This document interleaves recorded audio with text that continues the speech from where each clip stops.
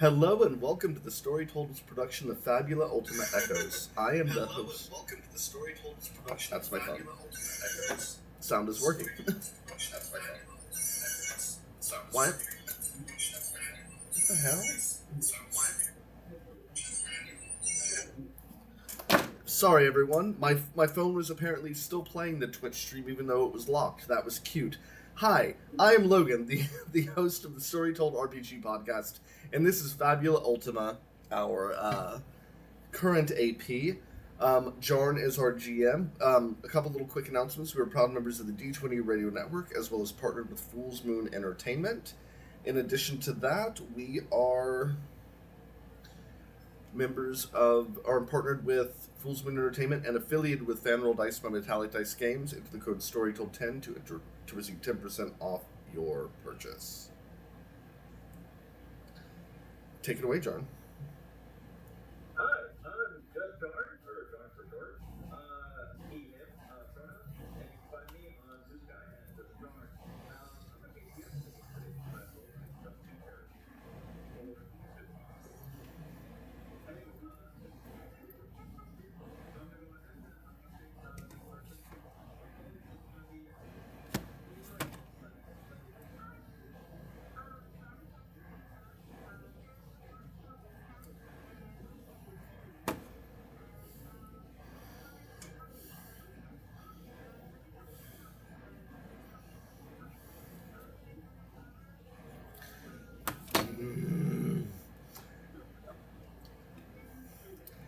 Actually, let's pause because no one can hear y'all. I don't understand what the problem is. This happens every time.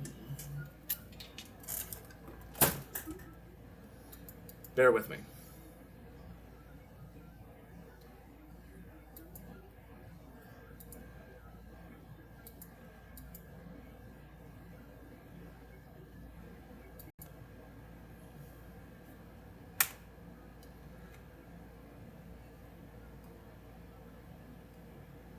Why can't I hear anyone now?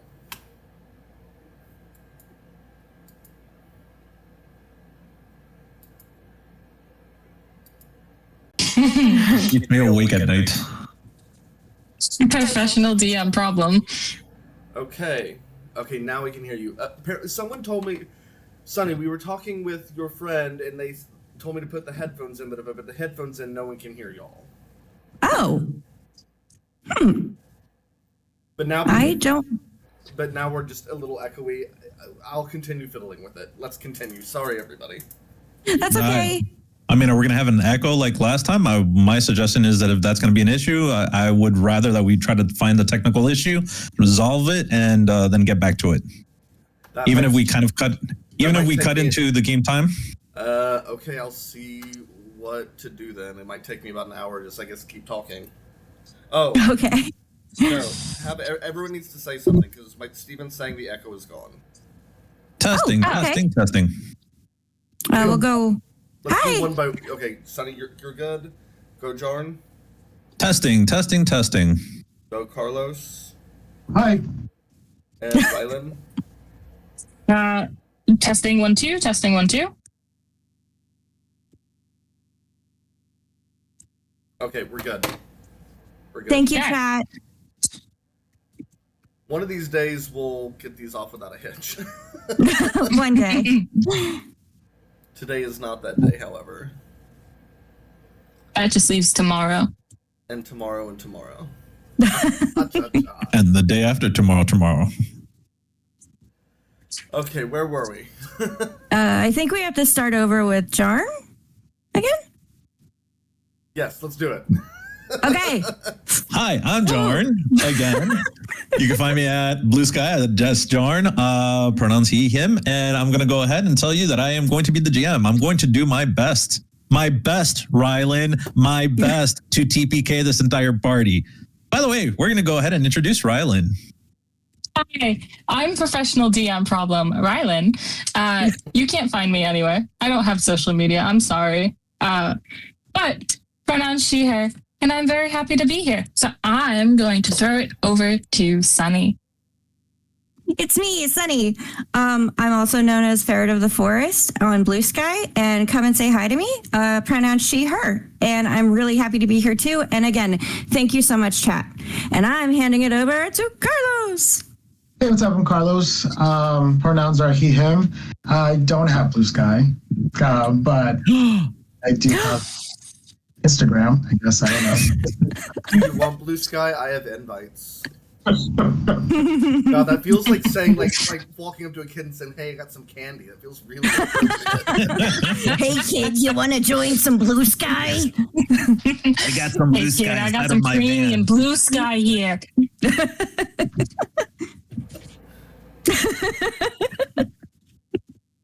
Don't do drugs, chat. Yeah, wait till you're older. Watch a Little Miss Sunshine. If you know, you know.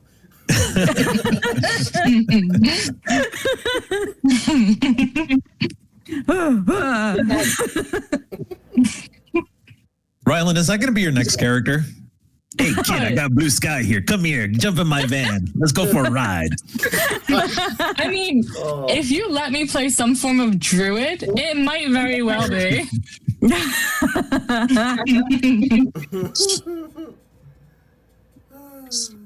All right. So, with introductions out of the way, we are going to be jumping back into the adventure. Last time, we left our intrepid party as they were navigating the sewage underneath the massive factory, trying to find a way in. If I'll recall, Cersei, this mysterious individual, was willing to pay handsomely in order to go and break into the factory to find whatever it was that was being held in there. At this moment, a group of autonomous defense robots have come out in order to encounter the party. The party has been caught in the midst of a fight. And at this moment, we are going to continue with the battle. I do believe we are on round 2. As you guys went the first round, dealing a lot of damage and taking out a few of the robots. But now it is up to you guys. Party gets to go first. I'm slowed, so who wants to? I remember how to play my character. Right. I'll go ahead and shoot at ADAM Security Detail Light 2 with Soleus. All right, go ahead and roll them dice. So right, I roll 2d8. I roll 2d8 plus 3, and its highest roll plus 12 for damage. Do you add the 2 dice together, or is it the higher of the 2? You add the 2 dice together to determine the accuracy, whether you land the hit or not, and then you take the highest of the 2 and add the base damage of your weapon to do the full damage. Right. So 5, 6, 7, 8, 9, 10, 11. 11. It is going to hit. That's 5 plus 12 for 17 damage. 17 damage.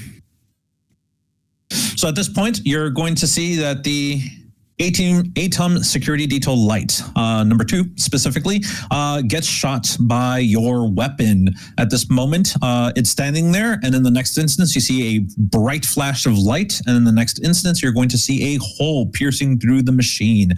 Sparks of light kind of fly out, and you'll see that the machine leans forward and topples to the ground. Woohoo! That is going to be Luca's turn. It is now going to be the top of the initiative order for the opponents. ATOM Security Light Detail number 1 is going to be attacking.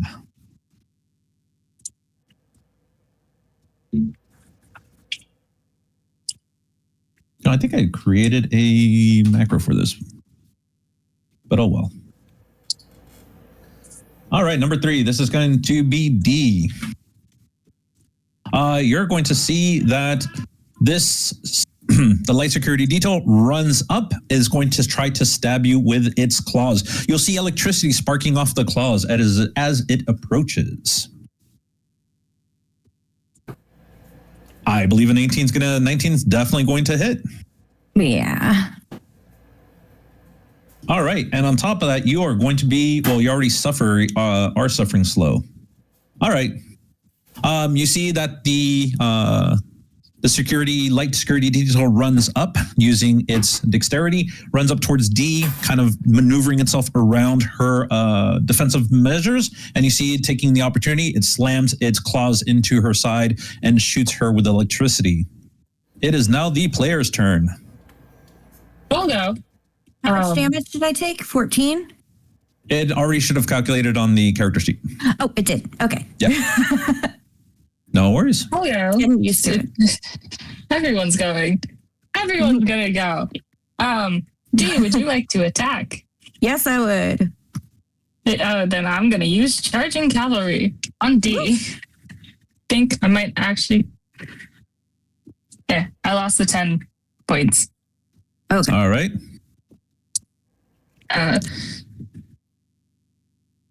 So So D, you you can get to go ahead immediately and attack. perform. Yeah. Okay. So D's going to attack. How do I get it? Control, right click. It's like Shift T. Shifty. Get it? Shifty. Shifty. So good. Okay.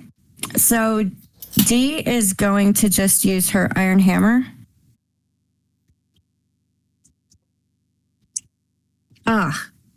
That is going to miss.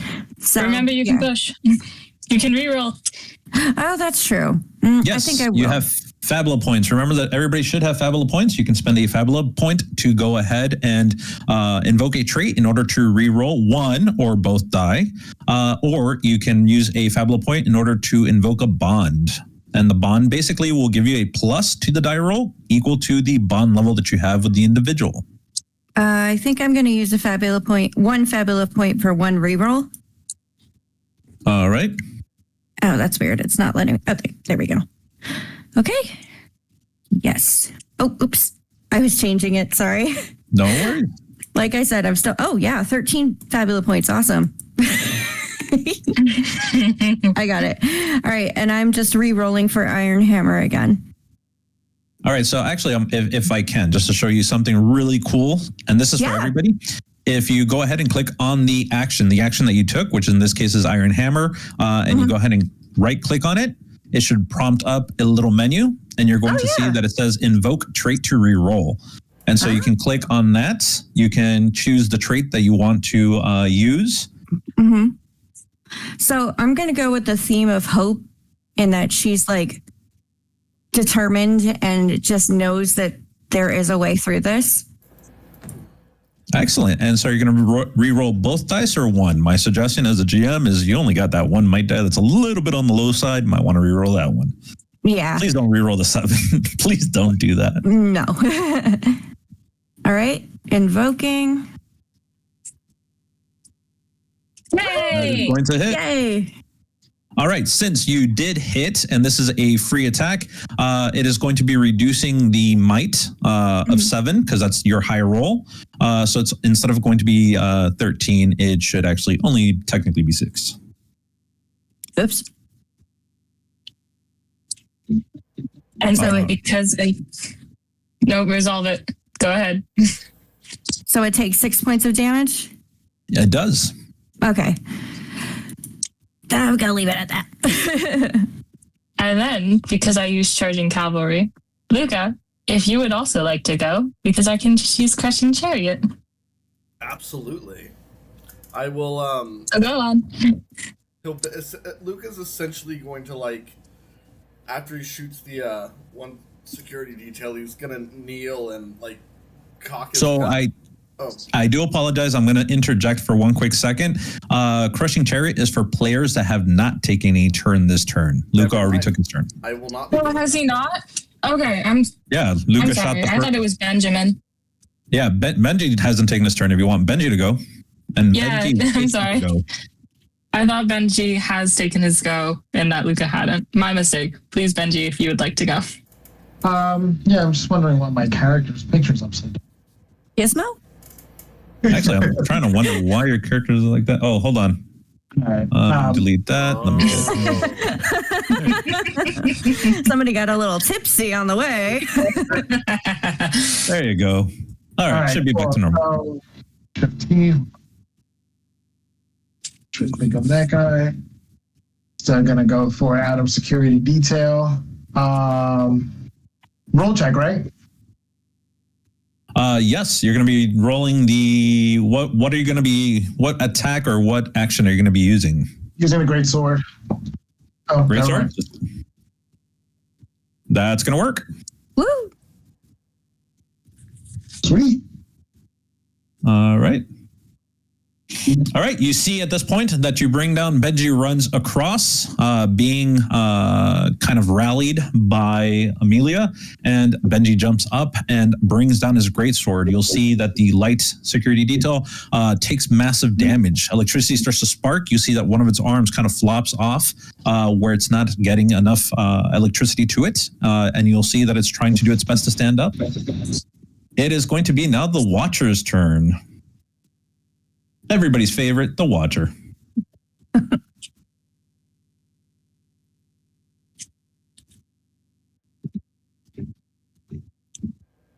All right, this is going to be at Benji. You're being targeted. Oh, You know what? It's going to do Magi ability, Prism Blast. All right. You see that the Watcher goes ahead. It opens up its chest at its core. It has a crystal there. The crystal begins to flare up with energy, and it fires off a shot, but the shot does not land. Benji barely avoids the attack, moving out of the way safely. That is going to be the Watcher's turn. It is now going to be Dee's turn. Woo! So, again, just winding up that hammer. So, and this time it's going to be towards the Watcher because she saw the damage that thing did. It's like a scorch mark on the floor where Benji was sitting at or standing at. Yeah. Nice. That is definitely going to hit. Woohoo! I don't know why someone rolled Lux, but we'll get back to that. I didn't mean to. I was trying to open it. All right. You'll see that the Watcher goes down. Oh, actually, I think the Watcher ended up taking the Lux damage. Oops. I'm not targeting anything. No, I think I just hit the button accidentally because he would have been left at like 3 points of damage. Oh, no, never mind. You actually do take out the Watcher. Yeah, so you'll see that Dee's character, you run up and with your hammer, you slam it into the Watcher. And it's that one comical instance where everything seems to slow down. And all of a sudden you see the Watcher flying, the body of the Watcher slamming into the wall and just breaking to pieces. All right, so we are at the end of the third round. We are going to be moving back to the top of the initiative order, and it is the players first. You still have one light security detail that is causing you a little problem. Who would like to go first? Who would like to take 3 turns in a row? 3 turns in a row? Yeah. Yes. And my turn. And then somebody else goes. And somebody else goes.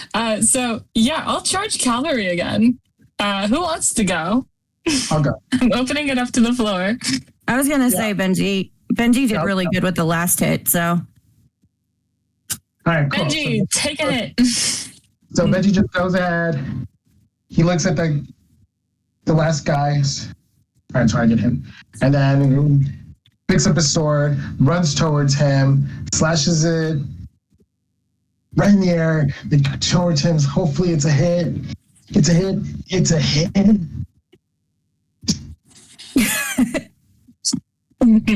That is definitely going to hit. Woo! And with that, Benji, would you like to describe how you go ahead and get rid of that light security detail? Sweet. So Benji grabs his sword, right, where he's at, looks at the last security detail. He's tired of this fight already, so he runs towards him, charging, holding the sword over his head, slashes it on that light detail. It's like he was slapping him, so he like flipped, and landed.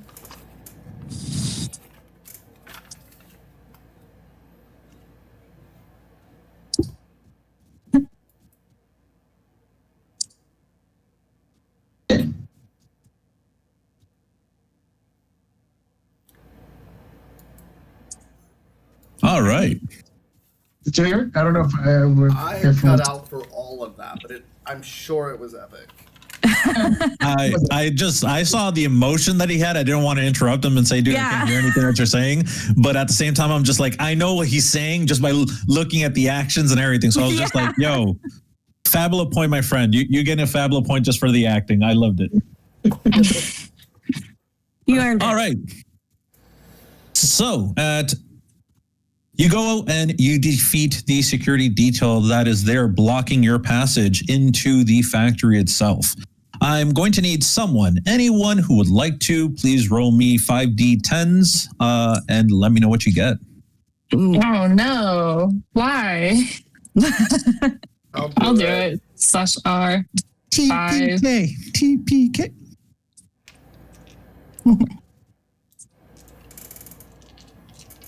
Why? All right. So you find scattered upon the security details, perhaps pieces of them or the jewels that they have themselves. You're going to find 240 Zenit that you all are able to acquire. You can split it, keep it in your party inventory, however you would like to.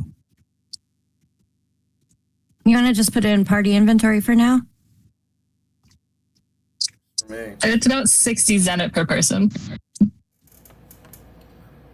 Oh, okay. To Let's split it then. Okay. All right. So we each get 60? 120 for Benji. So you have come out of this battle unscathed, and for the most part, you are looking at each other, kind of demonstrating the fact that you are not only strong and capable, but at the same time, perhaps these people that are joining you, or the people that you're considering companions at this moment, are capable in ways that you perhaps didn't imagine when you first met them. But the screen is going to change. Error. That's troubling. Ever. We find ourselves, the camera opens up in a scene. You can see a massive reactor. Within the center of this very reactor is a crystal that seems to give off this pale bluish hue. Around the reactor, you see what look like technicians and scientists moving about. The klaxons are going off. You see red lights blinking in and out of existence. At this moment, you can feel the intensity holding on to the air. You see that an individual, let me just go ahead and show it to the players. You see this woman dressed in a business attire, long black hair that sits upon her head without flaw. You see that she has these glasses and she stands forward looking at the crystal. You'll notice that one of the technicians kind of runs over towards her. It seems it's breaking. I don't know what to say. These calculations don't make any sense to me. We had it stabilized, but now it's not. You see that she goes ahead and she brings up her gloved hand up to the bridge of her nose, pushing back upon the frames of her glasses. This is not what we need at this moment. Her words are soft, but there's a threat to them that the technician himself kind of stumbles back. And he's just like, I'm sorry. It's just, there's nothing we can do at this moment. If we don't exit out of here quickly, I feel that this is going to go up. This is going to explode. There's nothing we can do to contain this any further. Whatever's in there is pushing back, and there's nothing that we can do. We don't want another. And you see that she raises up her hand. As she looks towards him, towards the technician, she goes ahead and you see that she does a little finger gun gesture towards the technician. I don't care if you all die in here. You need to contain this. I am not going to go back and tell them that we weren't able to do what was expected of us. Ooh. You see that the technician goes ahead and he doesn't know what to say. He's just stumbling at this moment. And he's just like, of course. And you see that the woman goes ahead, turns around, and begins to walk out. In the next instance, you'll see that several security armed forces kind of fall in behind her, following her out of the room. At this point, the technicians and scientists are scrambling. Most of them are looking to just escape, again, trying to survive another day within their lives. But at this point, the technician looks towards them and he knows that if they try to leave this room, they're just as good as if they stayed in this room and it all went to hell. And so what that is called for our first time Fabula Ultima players, that is a villain scene. You got to see a little bit of a villain. And so at this point, it awards all the players with a Fabula point.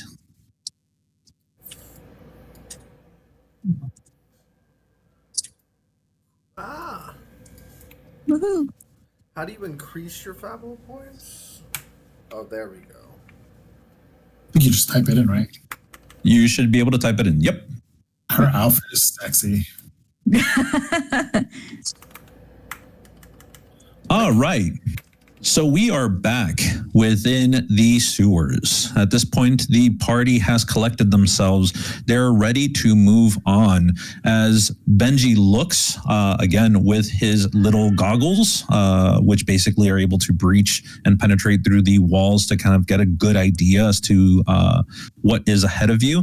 You're going to notice that there is a massive door kind of off to the side. This is the tunnel that you're heading towards from last time, and is what you, for all intents and purposes, believe to be the entrance into the factory itself.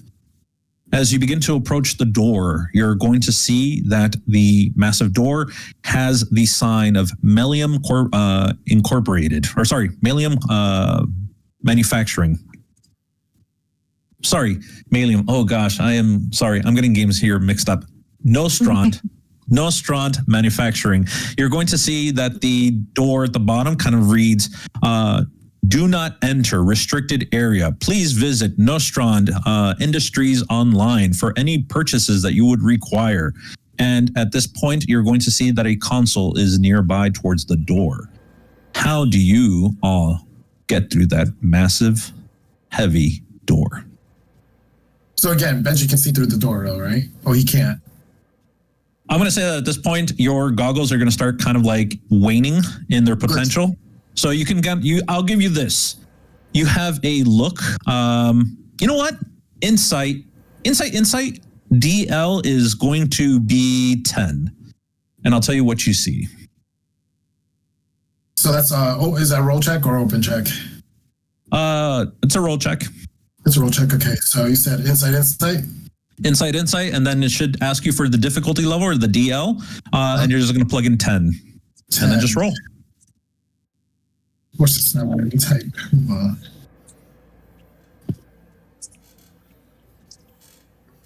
It's not letting me type 10. Give me 1 second. Sorry. No worries. There we go.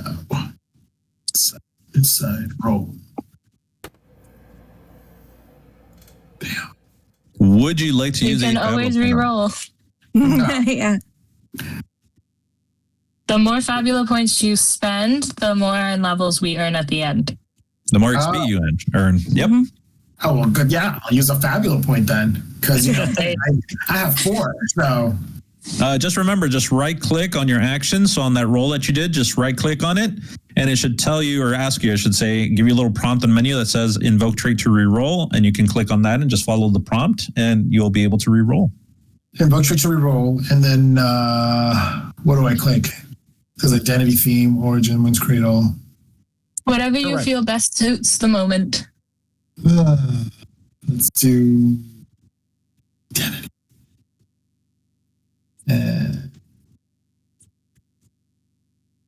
What did I select? Oh, I did this wrong. Sorry. No, you're totally fine. You just click on the identity that you would like to invoke. So like, you could do, whatever your theme is or whatever your identity is. If that works, if you think it works story-wise and it makes sense, you go ahead and click on that. And then you go ahead and you can select either the first insight or the second insight die, or both. Both, I would suggest. And then go ahead and invoke. I can click on both, one insight and both two insight, or just insight? Yeah. Just whenever you spend a Fabula point and you're invoking a trait, you can roll either one or both dice. Let's see. I feel like you're side-eyeing me about last night. What? Never. All right. Failure. You got you got another failure. Now, do you want to invoke a bond in order to push that one? Do you have a bond with anyone that you can push that one with? Luca. Ooh, how does Luca inspire you? Book bond to push. Luca inspires me to be brave. Well, to open a door? Oh, is that what that was for? Wow. Okay. Yeah. Maybe this. Oh, no. Who Sorry, knows? you're using the goggles to look into the. I'm sorry. I'm going to give you information. If you do succeed, I'm going to give you information as to what you see before your goggles go out. Do you need me to press that invoke bomb to push? Mm-hmm. Okay. Yes, please. Because the system will keep track of all the Fabula points that are spent, and so at the end, I can just click one little button and it tells you guys how much XP you earn. All right. Cool. All right, so being brave and Luca kind of being an inspiration to you, you look into past the door. And again, the goggles aren't going to give you all the information, but you'll see that beyond the door, there seems to be panic. People are rushing around. You'll see that the ATOM security details are kind of moving about almost aimlessly, not knowing where to go. But you're going to see people just like running around. And at some point, you're going to see that several of these individuals who are trying to run out of the factory are going to get shot down by the ATOM security details. You're going to see one individual that is exiting out of what you would think is the heart of this factory towards the refiner, towards the back. You'll see this individual just kind of walking, and they seem to have several individuals following behind them. And you see that these people are well armed. You would think that you and your companions at this moment may not be able to tend with that individual or her group, but you see her kind of like walking out, and nothing seems to stop her. Nothing seems to get in the way. So I'm looking through this all in my goggles, and I'm like, guys, it's crazy through this door. Like, but I feel like maybe we should help these people. They're running, they're scared or something. And there's just this one individual who is just, I don't know, just like disappearing and walking like nothing is happening, and I don't know what's happening there. And actually, they're being attacked by the security. I'm like, do we help them? Do we go through this door, or do we just leave them alone? So Dee crosses her arms and raises an eyebrow, and she looks at him and goes, people are trying to leave, and they're in a panic in a reactor. Yeah. It almost feels like we shouldn't go in here, or at the very least not through this door. Okay, fine. Where are we going? Jorn, how does ritualism work? So you're going to let me know what you would like to do with the ritualism. That's what I'm curious about, because I'm not sure. Because it says I can use ritualism to transport creatures in and out of the soul network. What does that mean? So the soul network is basically what kind of attaches everything together across the world when the elements and the spirits of the dead kind of mingle and meet, where magic is born, dreams are had, and nightmares can be told. The soul network connects everything within the world. Think of it like the Mako reactors and the lifelines or life veins within the world. They basically connect everything. And so if you do a ritualism with the intention of using the soul network, you can actually plug people into the soul network and move them around to other locations. So I can teleport people. Correct. I think that the only caveat is that you have to be seeing the person. Like you have to actually have an understanding, like physical sight to the person to be able to put them into the soul network. So I could theoretically teleport us through the door. Yes, technically. How much MP does that cost? So if we're looking up rituals, let me take a look here. Sorry, I don't have the chart at hand. But I have this handy dandy book called the Fabula Ultima TTRPG. We are not sponsored yet. Not sponsored. By Fabula Ultima. Every major RPG Fab Ultima, please sponsor us. Need games, we love you. All right, so since this is going to be out of combat, this is something you would like to do. This is going to be ritualism. So it's going to be insight willpower. You're trying to move your group beyond the door, correct? Yeah. All right, so I'm going to say that is going to be a medium potency. So the MP cost is going to be 30. The DL or difficulty level is going to be 10. But since it is a small group, a few human-sized creatures, it is small. The MP cost is going to go up by multiplied by 2, so it's going to be 60. Medium 60, DL 10. I cannot do it then. I only have 35 MP left. Unless... So didn't we have something that replenished MP?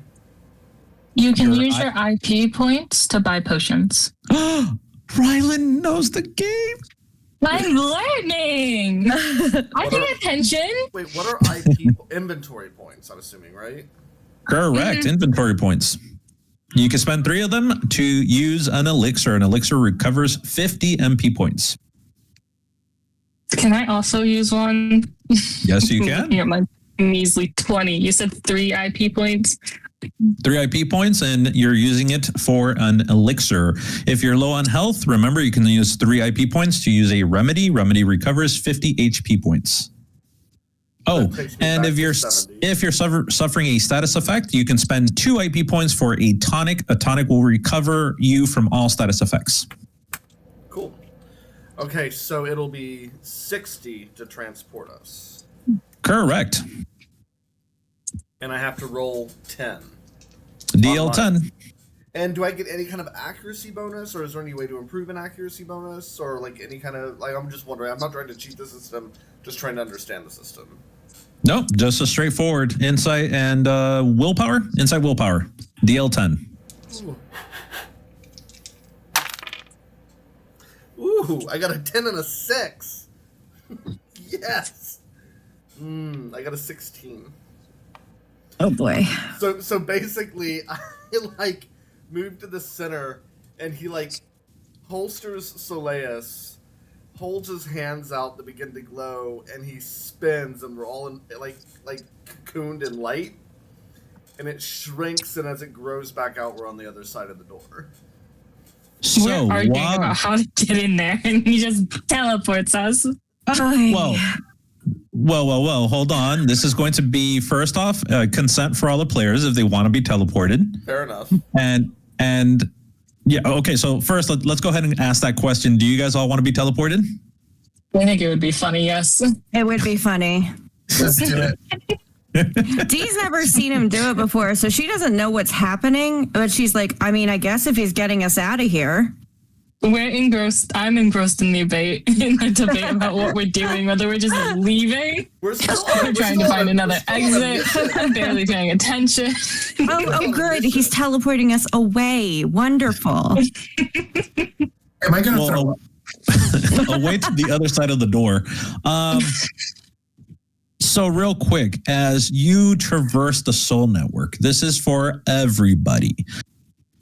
Normally, from the perspective of Luca, this is something that you do. It's almost like walking from one room to another. There's not much going on. Now, for everybody in this instance, though, as you traverse the soul network, you almost see, like as you're passing through, imagine, if you will, that your character is basically floating. And at this moment, you're kind of floating by from one point in the physical realm into another point. But it looks almost like shattered glass. And you can see almost like, if you will, the cosmos reflecting in these pieces of shattered glass. And the closer, as you move towards the opposite side of the door, you begin to feel this intensity, almost as though something is inevitably wrong. And as you come out into the real world again, you're kind of short of breath. You feel yourself sweating. You just feel like you're in a place you don't want to be. So, the moment that you guys come out of the soul network, you're inside the factory itself, the refiner off to one side.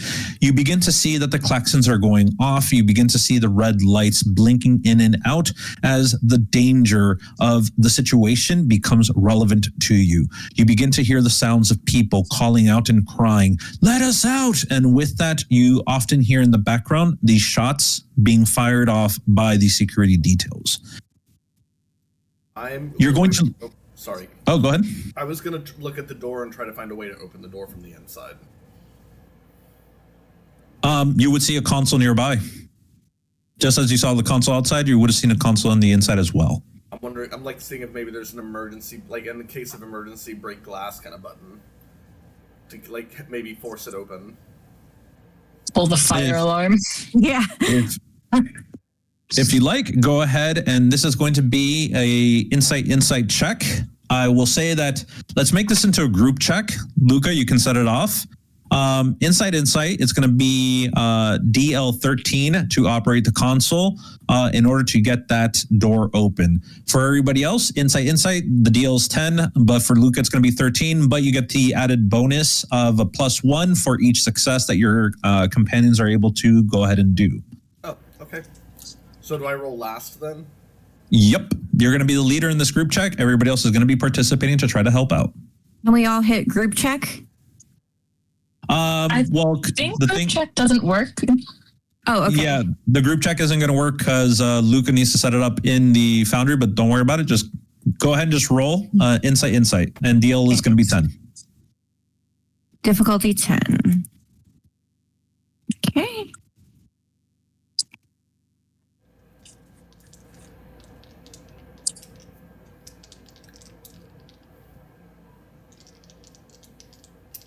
Ooh, D's brainy. So We all have the same insight dice. Insight dice. Seems that way. Does anybody who failed want to spend a Fabula point in order to try to re-roll it? If not, I'll we'll spend just one. move on. Okay. I see that D succeeded and I'm like,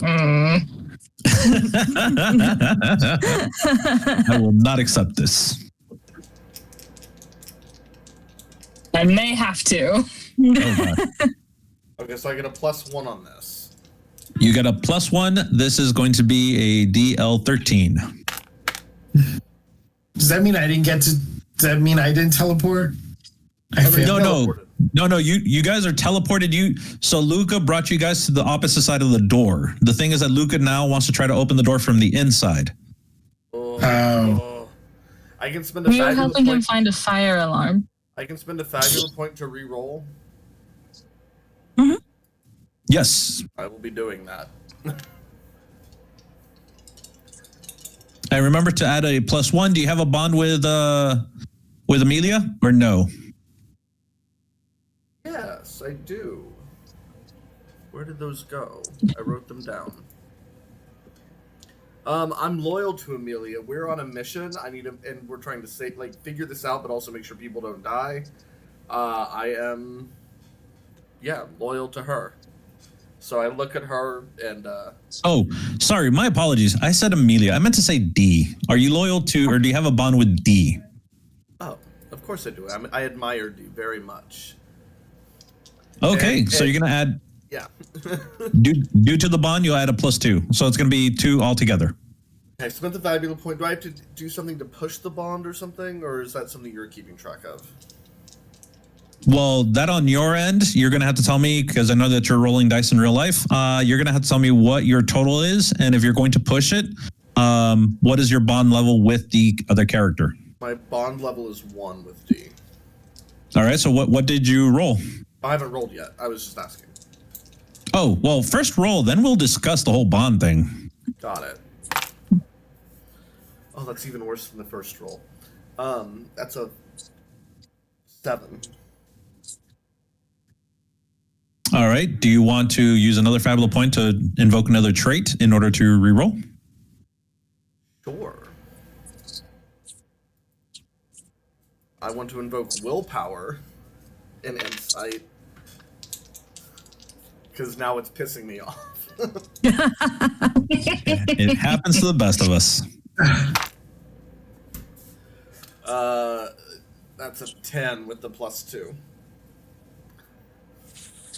Okay, so you can spend one more Fabula point. You have one more. You can spend one more and use a bond with one of your companions who inspires you in this moment. Yeah, I'll spend that last Fabula point I have, and fuck it, we'll go with Amelia. I'm loyal to Amelia. We are in battle. No one gets left behind. It's yeah. There's a certain. The reaction's Sorry, going, but you know, we have shit to do. So that's now a +3. There's a certain camaraderie that you have with Amelia, as she is also concerned with the well-being of the people that are inside, kind of like most of your companions are. At this point, you begin to go ahead and slap that console, trying to get it open, get the door open as quickly as possible. Certain security measures comes up, but eventually at one point or another, Amelia will say something. Amelia, how do you inspire? What do you say in order to get Luca to open that door? Like to hit that console, try to break through the security, or just shoot the dang thing and see that door just pop open? Come on, it can't be that hard, can it? Just 1, 2, 3, 4. That's the password, probably. 1, It's 2, a 3, 4. corporation. They have simple passwords. You got this. Great. Now I go back to the D8 for this roll, right? No, there's no further rolls. That's it. You're done. You go ahead and punching in the password of 1, 2, 3, 4 miraculously does cause the door to start opening. You see that the console registers the code. The door slowly begins to open, lifting up, and then you hear an automated voice saying, "Thank you for using Nostrad systems. If you ever like, please feel free to visit us online for further items found from Nordstrom. Nordstrom, always here for you." Nordstrom? As in the clothing brand? It's evil Nordstrom. Nostrand. So at this point, Nostrand goes ahead. You see that the door opens up, and you guys are able to go again. You're looking out into where you had just been, into the sewage down below, and turning around, you begin to see that there are people running about. And if you guys want, I will allow you to go ahead and try to direct them. I just need a willpower check, and the DL is going to be 7. I would like to direct them, yes.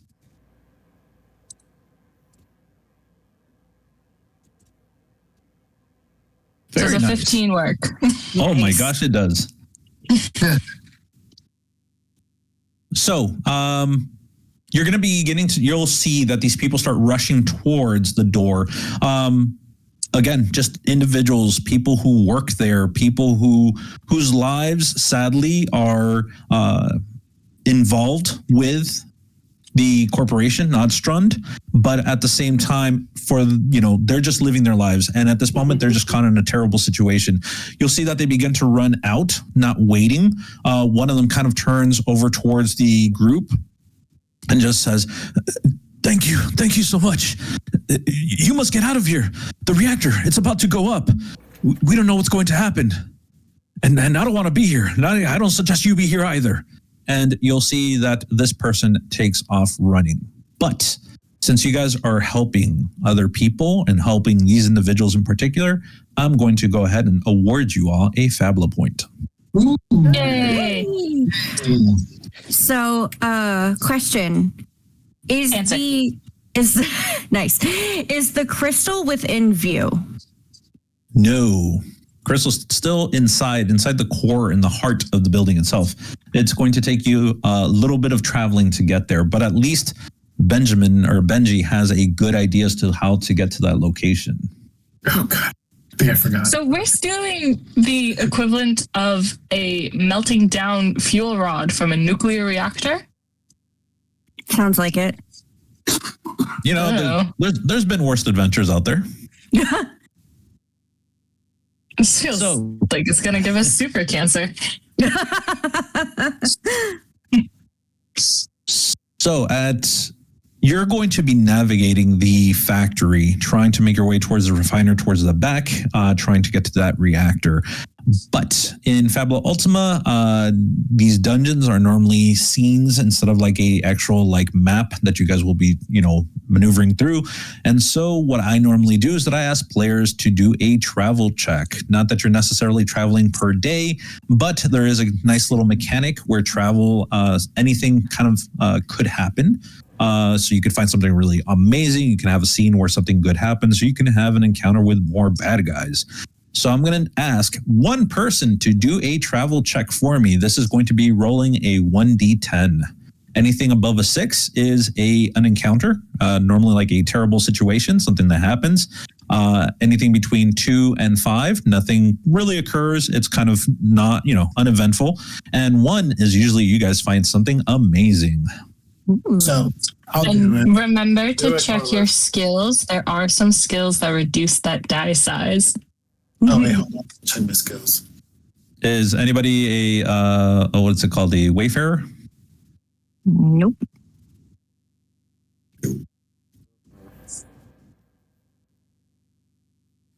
Wait, no one is? Oh gosh, I'm going to have so much fun with Resounding travel silence. checks.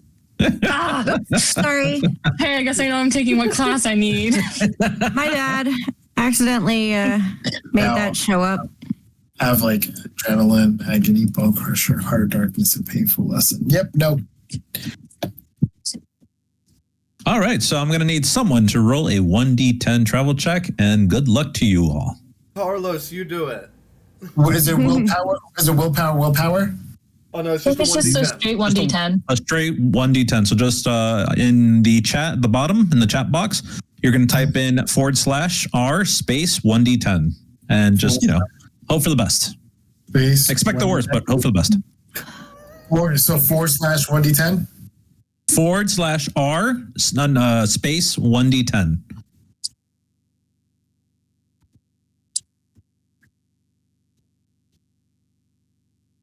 Damn it. Slash the other way.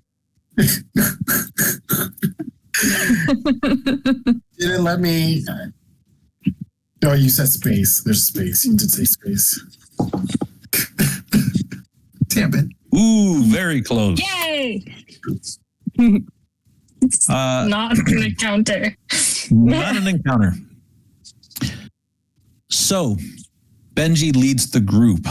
You begin to see the horrors that have visited the factory. You'll see that the security details, kind of the autonomous security details, begin to maneuver and move about. You try to do your best to avoid them. You're going to see that individuals who are just trying to escape the situation, some of them get gunned down. You try to do your best to interrupt or at least intercept them. But at this juncture, it's more as you're just navigating and trying to avoid as much of these encounters as possible. Eventually, you come to this relatively large room. You're going to see what looks like all this heavy machinery, but specifically, you see these massive cylinders. You see that several names on the cylinders, RE, and then you'll see semicolon, RE, and then it's going to have a name. The names will shift from one to another, but the one that catches your attention above all else is the name Hankyo. Hankyo. How do you spell that, Jordan? I just sent it into the general chat so you guys can have access to it. Thank you. This name in particular, you're going to see that it appears in several of these massive vats. And you begin to realize that this must be a part of the refinery. This is probably wherever the energy is coming in from. They go ahead, they capture it. The ethereal energy, which again gives essence to magic and to the elements here, is collected here. You're going to see that there is no one else in the room. Most of the technicians, most of the scientists, and the workers have all escaped this location. Again, the red lights flashing. You can feel the intensity of the moment. So Dee is looking down at any corpses around them to see if there's any security badges or things that might get them further inside towards the reactor. Ooh, I like that. Let's do a insight. I'm gonna say insight is gonna be the first attribute I'm gonna choose for you. DL is gonna be 10, and I'll let you choose what other attribute you think D would be using in order to make that search. Okay. Is there a way I can assist with that? Because I think it is a good idea. Smart thing. If you want to, let's go ahead and do a group check. Sunny, you could, or sorry, Sunny. D, you could go ahead and set up the group check. Okay. And it's going to be a DL 10 for you. Everybody else, it's going to be a DL 7. And what are we So- doing again? D is going to start examining the corpses of any of the technicians or workers or laborers that were in the factory to see if D can find any sort of badge that will allow them to access or be able to have access to get into the core of the factory. Is there a modifier? No modifiers. Okay, so I'm going to have the secondary be might because it takes a lot of like maneuvering the bodies to be able to like roll them over, and if they're laying on their front and their badge is around a lanyard around their neck or on their front pocket, like it takes strength to be able to like move them around, and it takes, you know, her to be able to just kind of rough them up to be able to find what she needs. Excellent. So go ahead and set up a group check. And Okay. everybody else can participate. It's going to be Insight Might, DL 7 for everybody else. Good luck. So rolling group check. Insert. Might. Deal set. Ooh, Amelia. Ooh, I can't push that, can I? I got a 4. No. Yeah, okay. I got a 4.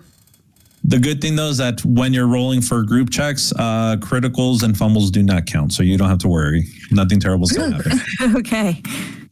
Can I also use the last of my inventory points to drink another elixir, because I have figured out a way to get us out of here if shit hits the fan?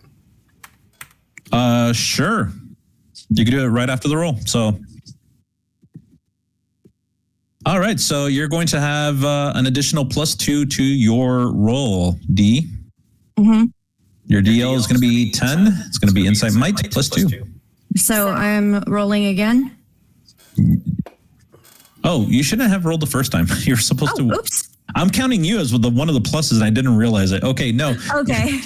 When you do I a want group that check, one. when you're doing a group check, you know what? I'll let you have it. I don't really mind. Yay. But when you're doing a group check, the leader sets up the roll, and basically all the other party members, whoever's going to participate, goes ahead and rolls as well. If they succeed on theirs, because normally they have a lower DL to hit, comparatively speaking to the main individual, that success is just added as a plus bonus to the leading party members test. Okay. All right, so looking around, you are going to find, again, you're looking at this horror, the scene, as these individuals have lost their lives recently. And for the most part, you don't know if they could have gone out. You don't know what's going to happen, but you kind of have a sense of sadness and lament for them. But you realize that you can't take the time to pity them at this moment. You have to be effective. And so with the aid of your companions, specifically, I'm going to say Benji only, you begin to kind of like move bodies around in order to try to find any sort of badges. Thankfully, both you and Benji are able to find several badges, kind of noting or denoting that these people were scientists and probably had a higher rank and more access into the factory itself. At the meanwhile, Amelia, what is Amelia doing that she rolled a fumble? I don't want to put this into perspective. No, she's throwing up in the corner. It's a room full of bodies, and then she sees her companions digging through them, and she's like, yeah, that's a smart idea. And lifts the first body, and it like is extra gooey. Oh gosh. She's like, no, I'm sorry. Cannot do this. All right. And at this moment, you'll see that Luca begins to chug on another elixir. So with the key card, you guys can continue on moving in the direction that Benji has kind of noted to get towards the core. I am going to need the final die roll. This is going to be a 1d12 travel check. Ooh, I'll do it. But before you do it, I'm going to say, since you have that key card, we're going to do two things. One, a 1 or a 2 will give you the wonder. Okay, so be able to find something amazing. 7s is where it starts for any sort of catastrophe from happening. So instead of 6, it's going to be 7s. Okay. Are you sure Lika should roll just because you don't have any Fabula points if it runs bad? Or did you get another one? You can't use Fabula points to reroll. Oh, that's right. Okay. Okay. Go for it. Okay. Little Roll money. low, Small roll money. low. Small money. I rolled a 3. All right. That's fine. That works. It's not a 7. It's better than a 7, yeah.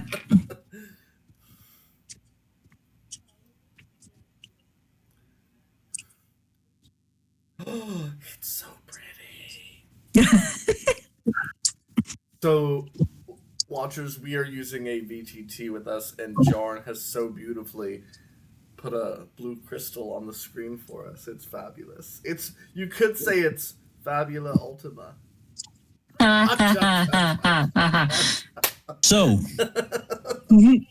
navigating through the halls, you begin to run into what is the core of this entire building.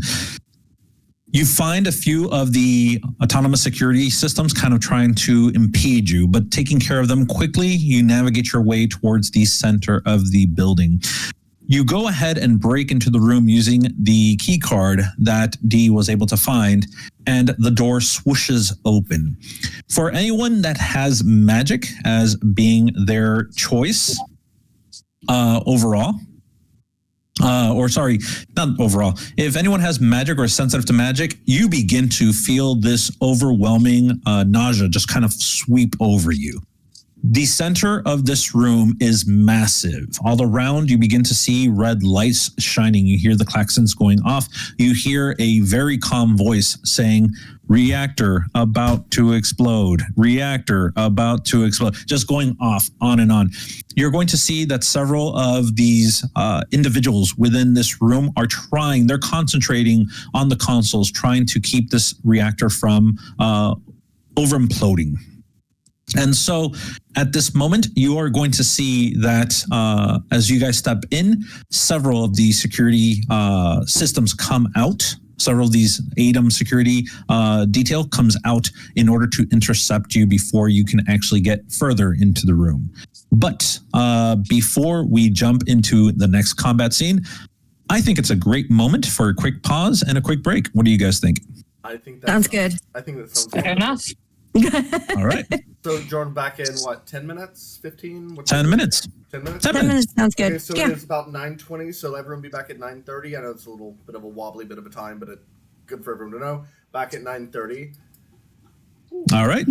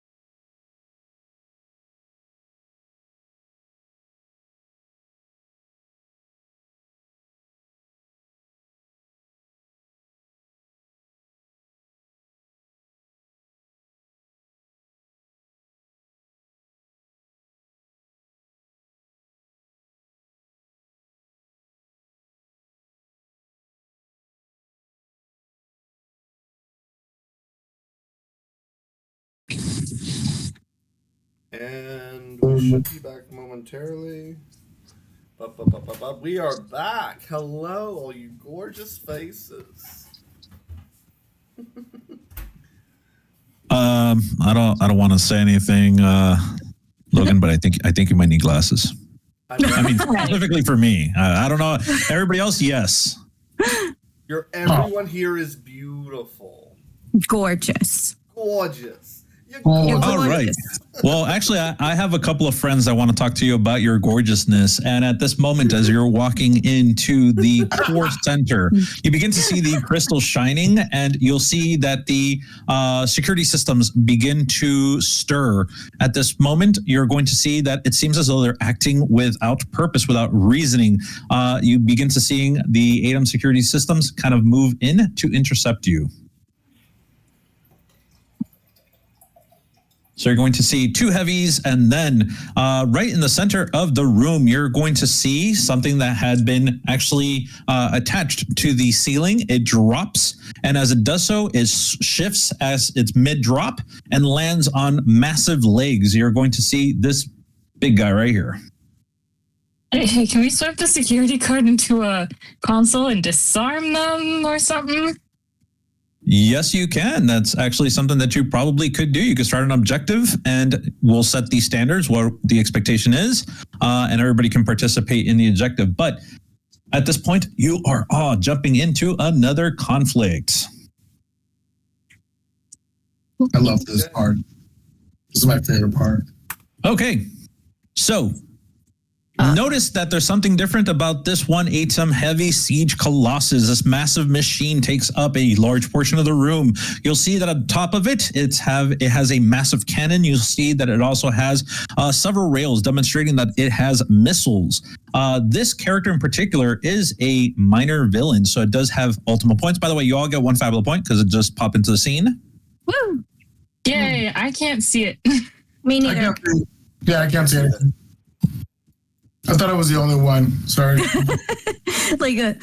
Yeah, a little bit. We're all sitting here quietly confused, John. I don't Yeah. think you changed the screen for us. It's a very pretty crystal. Oh, Very pretty I am sorry. I'm so silly. My apologies. My apologies. Okay, now I see it. Fucked up. So you see this massive machine. It has a massive cannon on top of it. You see where the armaments for the missiles are at. This is a minor villain, so it does give you guys a Fabula point as upon inspecting it. You see that this machine, it begins to, you'll see like the the ports where the missiles are begin to ignite. You see like red lights shining, and you hear a voice coming from the siege colossus. Again, very, very plain. The voice says, cease, desist, or face destruction. Cease, desist, or face destruction. And it just repeats itself. It is going to go first, and the first action it's going to take is setting up missile barrage. So a clock is going to appear. I have a question. We get another Fabula point. You gave us in the beginning a one. Are we getting an additional one now? No. Well, the first one that you would have gotten when this first came on the scene would have been the one that you got, but you didn't see it physically. I had to make sure that we are able to see it. Okay, just make sure. Thank you. Yeah, I reiterate my former point of, can we get to a console and like disable the security system with the key card? I second that. Agreed. I can keep it distracted. Y'all do what you have to do. I love that you're going to try. I have an arcanum to summon. You are my hero. Hey, don't die. All right, Stay so within line of sight of me. you're going to see that there's a clock. It's going to fill up one slice. This is the Siege Colossus. You'll see that the rows where the missiles are at begins to light up again once more. It's preparing to shoot off its missile barrage at the party. Party gets to go next. Yeah, how do we disable the security system, please? You said set an objective? How would you like to approach it? Like, let me know how you think your characters would be approaching it, and I'll set up the clock for you, what it's going to take, and what skills you'd have to use. Well, we have like the key card. Can we not just get to a console, type in the command, disable security, and swipe it? It's not going to be that easy. If that was the case, then a lot of people that were trying to run out of this place would have been shot down by the security system. Fair enough, but like that's a general concept. All right, so I'm going to go ahead and deactivation.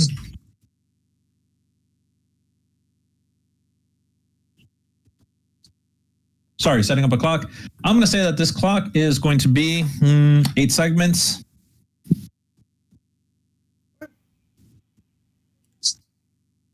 Oops, sorry. Let me go ahead and put that there. Actually, limits. Oops. Just because Ryland's favorite color is blue. It's one of them. Sorry, not Ryland. Amelia. Amelia's favorite color is blue. Yes. All right, so the roll for this is going to be it's going to be a DL10, and I'm going to say it's going to be insight in order to be able to deactivate the ATOM security systems. Okay. Do you want me rolling that now, or is it like everyone does it? Nope. That's on your turn. You can roll. You can do an objective action to try to deactivate the ATOM security systems. So on your turn, which is going to be now, you get to go ahead and roll. Alrighty. And I'm gonna take the stance that this negates any other thing I can do on my turn, right? Correct. Cool. Can I push that? Push, sure. Do you have a 4 plus bond with someone? I'm sorry. Can I invoke a tree? Yeah. Yes, you can. And we're gonna ambition that one for that one. That is so mean. I also don't think it took a Fabula point from me. No, it did. It said use the Fabula point. I've lost connection. Oh, just One pop in moment. another room. Yeah. I want to try again. Go for it. I'm jumping back in. Yeah. The sound of the struggle. Oh gosh. Can I It is a push struggle. that? I Yes, have you a can. 1 bond with D. Go ahead. How does D inspire you at this point? They have done so many cool things. I want to do a cool thing and disable this goddamn security. All right. I feel inferior to them. So I want to not feel inferior. All right. You begin to work the panel trying to bypass the security systems. You're going to see that as you're using the key card, yes, the key card does grant you access to most of the systems. The only problem is that there's something kind of screwy with this system in particular. It seems, as I had mentioned earlier, the ATOM security systems here are acting very sporadically, and it is something to be concerned about. We are going to go ahead. That is going to be Amelia's turn. It is now the ATOM Heavy Siege Colossus's turn again. It does take 2 turns because it is a villain. It is going to go ahead and what can I do here? Ooh, it is going to do a Raging Stomp.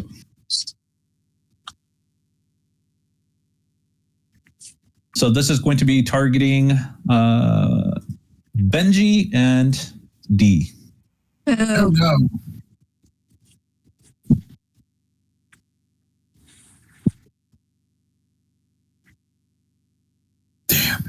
Ugh. All right. Can I protect one of them? You can. You have protect. Yeah. I have Oh. protect and my defense is 13. All right. That is going to hit. Would you like to protect? Benji right now is at a little bit higher than half of his HP. And D is the same, actually. They're both the same. I would like to protect Benji. All right. Oh, I'm very surprised. So that, and that's going to hit. All right. And you see that Hey. the Nice. I objective, had 13 defense. yeah, meets beats. Oh, true. Fair. Fine. All right. I So need healing. you see that the Siege Colossus begins to trample over in the direction of Benji and D. Amelia pushes Benji out of the way in order to take the hit herself. It is now the player's turn. I have spent 40 MP, and I am going to summon my Arcanum of the Gate. So basically, his skin starts to, like, there's little traceries in his skin start to glow again, and his eyes go this kind of iridescent bluish purple white, and this being of, like, light erupts from out him, and I think it probably looks something like a angel wielding a scythe or something. Haven't thought too much about this, but some kind of, like, genderless, faceless, angelic figure with, like, four massive wings wielding a scythe, and, like, darkness cannot exist around it. You never see. I feel like you've thought a lot about it. I just made that up on the spot. Nice. Well, I mean, I will say, though, the Arcanum of the Gate is based in dark magic. I understand, like, because you get resistance to dark magic, so dark can't exist around it. It was my logic. Oh, gotcha. Okay. Yeah. Now, I'm a little confused, because so I get the merge benefits when I summon it. So I'm resistant to dark damage, and I get +1 bonus to magic defense.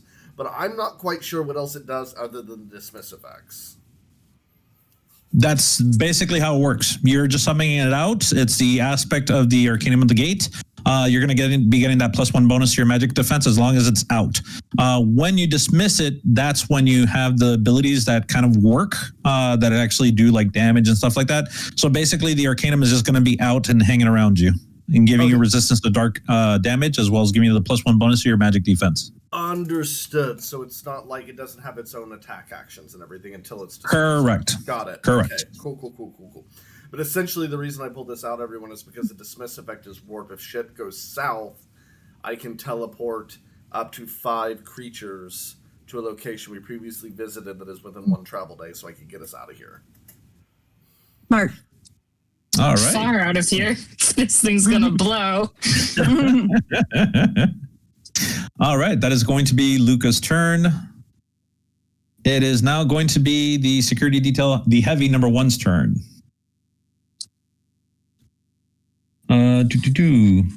Oh, so he gets +1. Okay, cool. Gonna go ahead and it's going to go and move in for a melee attack using its its blade. It is going to be attacking D. It's not me, it's the rolls. I know. 9. You'll see that the heavy Atom moves in front of D, wielding its light blade in its hand, kind of just protruding out from its wrist, and you see that it begins to swing it wildly. D avoids it, just kind of navigating and dancing around it, not taking any damage. It is now the player's turn. Woohoo. Are we still trying to deactivate this alarm? We can be. Mm-hmm. So, while they're... Can somebody be deactivating it while somebody's fighting these guys? Yeah. Yeah, I vote that we kind of like split the party 1 to 3 or whatever, 2 to 2. Because I can help effectively, Amelia. I can't heal. And I'm wounded, so I can help out with that and hopefully avoid getting hit. Cool. So whoever can heal should stay behind with Benji, and Benji will try to fight as much as he can. Yeah. Hey, can anyone stay with Benji? Benji's going to be healed, please. Come on, concentrate that healing. Sorry, I cannot heal this round. I have already taken my turn. I cannot heal, but I can definitely, hopefully, do some damage output. So I don't have healing. Next round, But I probably shouldn't be deactivating. Should I? Hang on. All right. So Benji will be like, Actually- Sorry. No, okay. It's just since I'm in crisis, I do extra damage because I have adrenaline. Oh, then you should probably. Well, then, honestly, this thing is massive. Should we all three be physically fighting it? Yeah, probably. Okay, let's get rid of him first. Yeah, get rid of the mob first, and then we can hopefully all step in to help with the boss. Cool. So then, do you want me to go next? Yeah, sure. Sounds good. Cool. Awesome. So then Benji goes and he's going to attack he's from Heavy. Siege Colossus. He's going to go ahead with his trusty sword wielded Nope. in his hand. Not the big guy. Not the big guy. We're trying to deactivate that. Oh, I'm going to go for You Heavy. can't out DPS him. I'm sorry, I misunderstood. No worries. I believe in you, Benji. Just going to look at Agent Security Detail Heavy 1 and be like, you are mine. Wields his sword, runs after him like he normally does. He swear to God, he's like a little chipmunk running when he just a little guy with a big sword. And then he just grabs his sword, lifts it, swings it. Yes! Nice. Mm-hmm. Yeah. All right, so you actually get a crit. So what? now a crit. That means that your attack is successful no matter what. Plus, you have opportunities that you can use. Ooh. Love opportunities. What is opportunities? Oh, Where are our opportunities? Oh, our opportunities. What are my- let me get the chart. I thought I had the chart over on this end for you guys. Let me go ahead and grab it. Let me put it here. I'm going to put it into the resource channel on our. There you go. All right. I just went ahead and put into the resources into the channel so you can take a look. So opportunities are things that you can do in order to aid the situation. You can either weaken opponents, have them afflicted with status effects. You can create bonds in order to aid you in the long run. Perhaps this battle is taking a lot out of you, and seeing your comrades aids you in that. Or for the Dark Blades, you can actually create bonds of hate against other people, which is great. You can also get information. You can have them lose something. You can fill up 2 sections on a clock. You can do a plot twist where someone or something pops out to help you. And you can also do a scan to try to determine vulnerabilities or a trait of the enemies, as well as unmask to learn what their goal is. So it's all up to you, Benji. What would you like to do? Progress is a nice one. I already see that. I already see Amelia looking at the camera and just like, you know what to do. I was looking at progress, so we're going to do progress. All right. So you go ahead. Benji slashes down at the ATOM security detail. Let me go ahead and take the damage for that guy.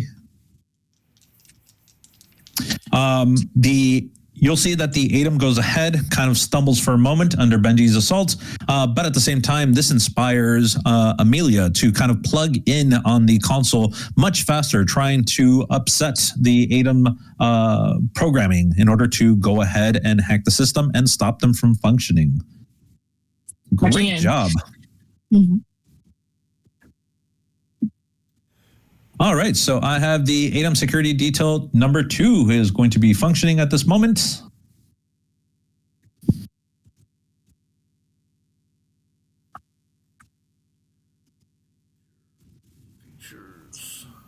Ooh, going after Amelia.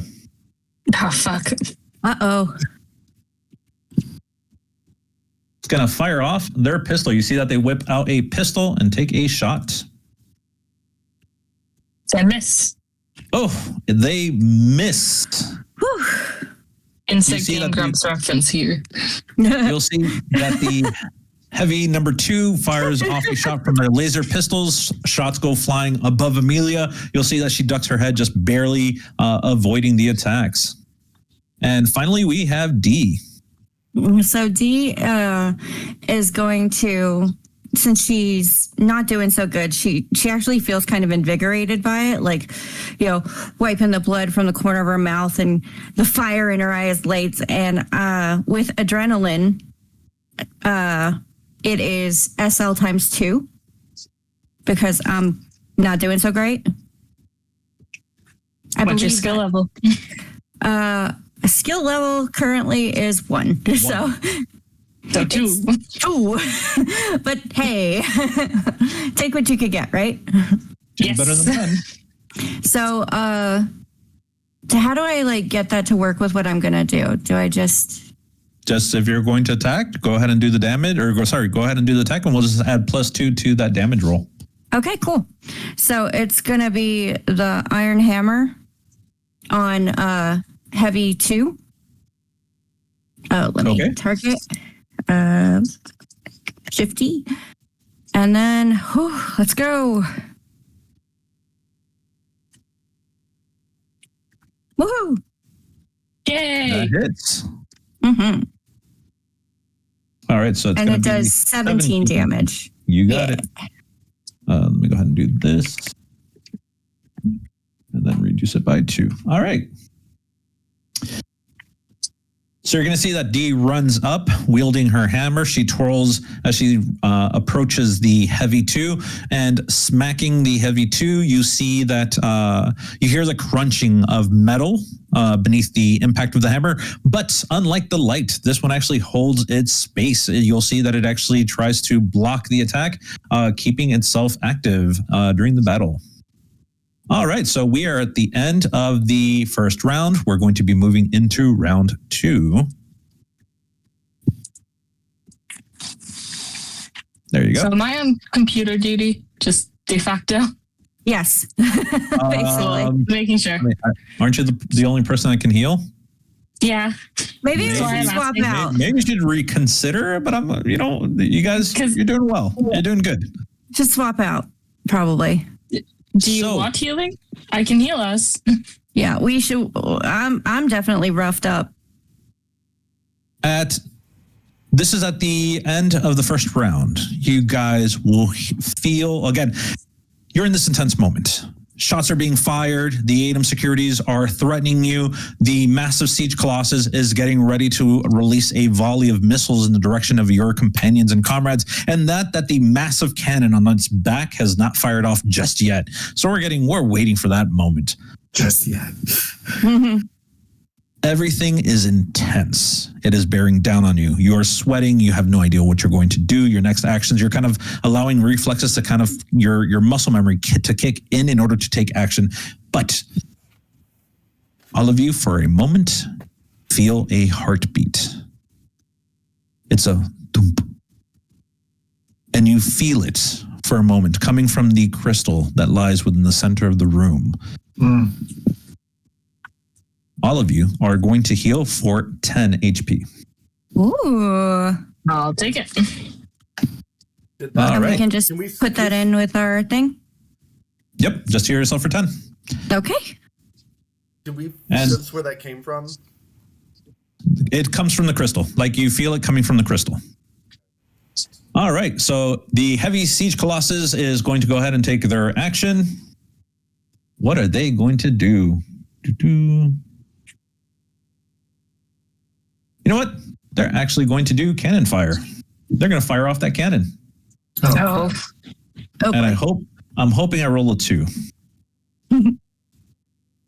That's towards Benji, just because. Nope, going towards Luca. Okay. I am going to spend. Wow. Never mind. Oh gosh, a fumble. Never mind. I'm not going to spend. Never mind. You're good. You're gonna watch that fall to the side. Luca, they got a fumble. That means that you have the choice of using an opportunity. Go feel free to use an opportunity. Where did you post those? On the Discord channel, on the resources. Un minuto, por favor. So I can't see the ties. I'm gonna guess that we're 3 for the disarming, Yes. 2 for the blowing up. No, we're at 3 for the missile barrage and 3 for the deactivation. Ah, okay. So you probably want to use progress. Yeah, I'm, Luca. I'm totally gonna be using progress.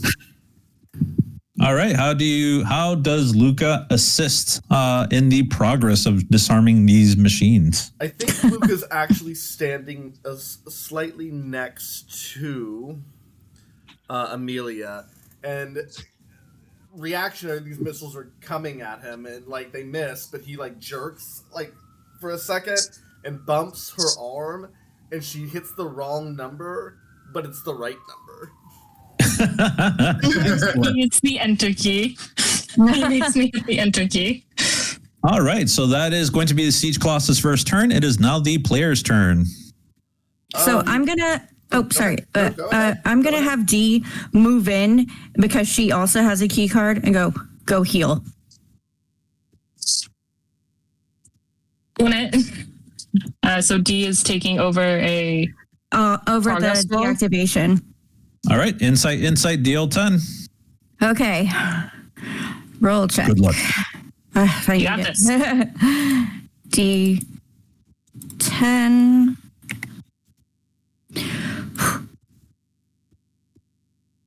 And I'm going to do a Fabula point for a reroll. So Which trait are you invoking?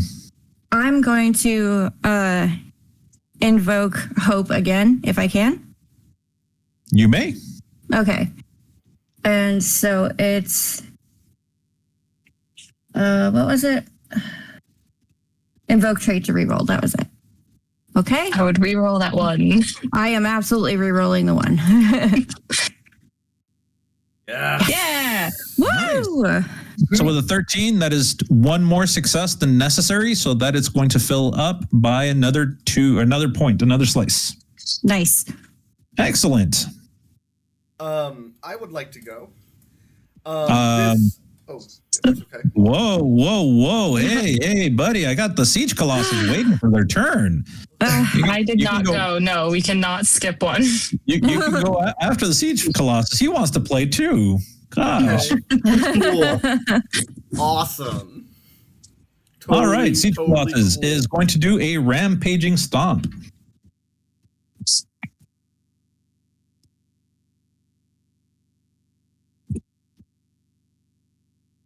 Let me roll one. 3. There's going to be a targeting D. It's going to be targeting Luca. Cool. Okay. Okay. I am going to. I would like to protect Luca. My defense is I'm going to go fine. ahead and use a. I'm going to use a Ultima point in order to invoke a trait. Oh boy. Uh, I might be able to finagle out of this. Give me a minute. There you go. Dang it. So, it's in reaction. I'm going to be activating my psychic shield, which means I spend 5 MP because I only have 1 brainwave clock filled, and my defense becomes, because now my brainwave clock is at 2. My defense becomes 10, 11, 12, 13, 14. Because it's filled sections of your brainwave. It's willpower die size plus the number of filled sections in your brainwave clock multiplied by 2. You got it. I'm going to go ahead and spend another Ultima point in order to go ahead and re-roll that 3. I want to hit Luca. Oof. Yes. And I got a crit. no. No.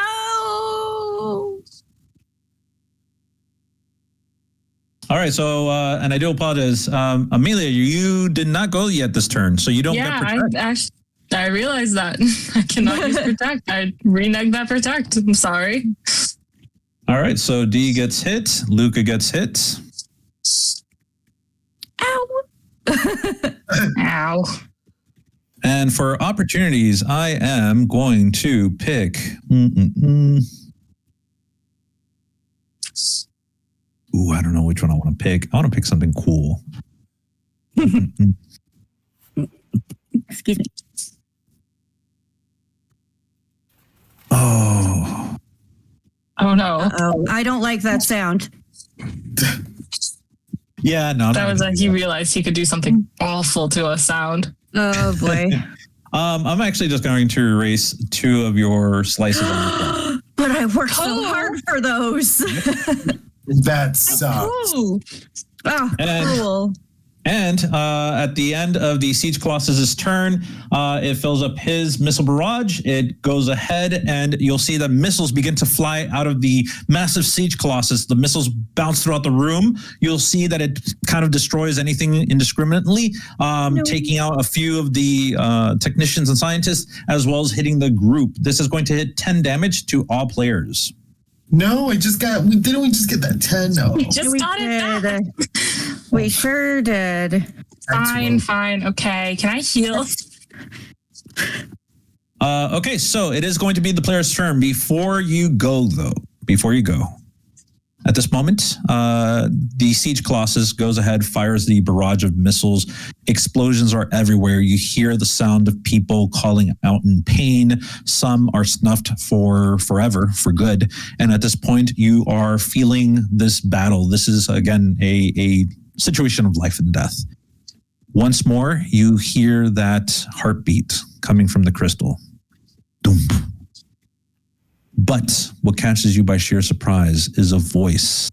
The voice kind of calls out to each and every one of you. It's not a voice that can resonate throughout the room, but rather it's almost whispered to each of you specifically.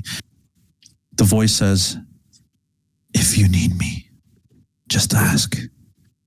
And at this point, I am going to say that you begin to, you'll have access, you'll see a assist button on the screen. And here we go. Let me go ahead, do this.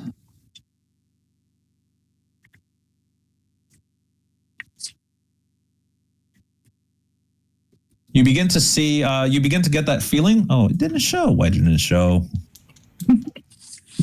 There you go. Update tile. All right. So on the screen, you guys should be able to see it on the right hand of the screen. You have an assist that you can use. The assist is a random. You'll take up an action to use it, but the assist is there for you guys to help you out during any sort of battles or anything like that. If you want to on your turn, you can definitely trigger the assist, and it could do something fun. It could do something not so fun. It's up to you guys. All right. It is the party's turn. Who wants heals? Wouldn't mind heals. I could use some heals. I need healing again. Okay, Genji. I would like to heal. How do I heal? I don't think I have ever done it before. Do I target the people? You can actually just use the ability, and when it pops up, when you click on it, whoever is going to heal, depending on how many people you want to heal, I think you can heal up to 3. They can just click on the little heal button, and it'll just automatically heal them. Oh. Where's So the click on the sorry, Amelia still has to click on it. Oh. There you go. And then go ahead and spend the 30 MP, because I'm assuming you're going to heal 3 people at the very least. Does it say 3? Thank you. It just says multiple. It's always up to 3. Oh, if you don't mind, I want to take it. Can I take it for myself? I also took some. I'll give it back if I need to. No, I was healing for you. Thank you. Can heal one other person. Who would like to heal? Luca has left less health points overall. He should get some. All right. So go ahead and click on that heal, and Luca will heal, and then just make sure you remove 30 MP from your character sheet. Cool. All right. That is going to be Amelia's turn. You're going to see that the heavy detail number 1 is going to go ahead and attack.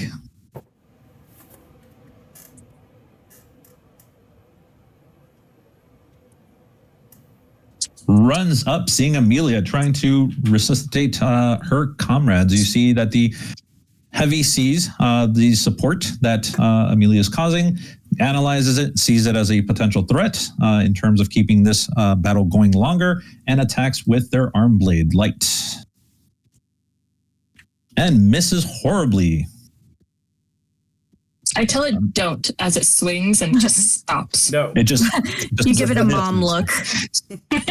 All right. It is Don't. the party's turn. Yeah.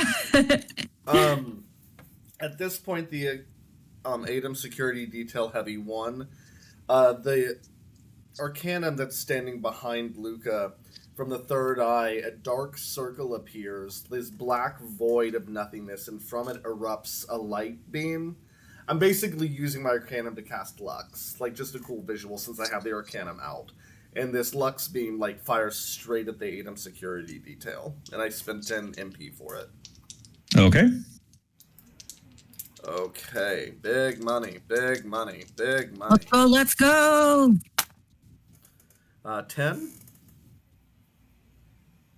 That's going to hit. It does 23 damage. My highest roll was an 8. Oof. Very nice. And it's a machine, so I don't know if this applies, but it technically suffers dazed. I don't know if that applies to machines. It will apply. Oh, cool. Not that it's going to change much for him, but it will apply. Okay. That was not bad. That was not bad at all. Well done. Always take 23 points of damage. All right. You're going to see that a bright light falls upon the heavy number 1.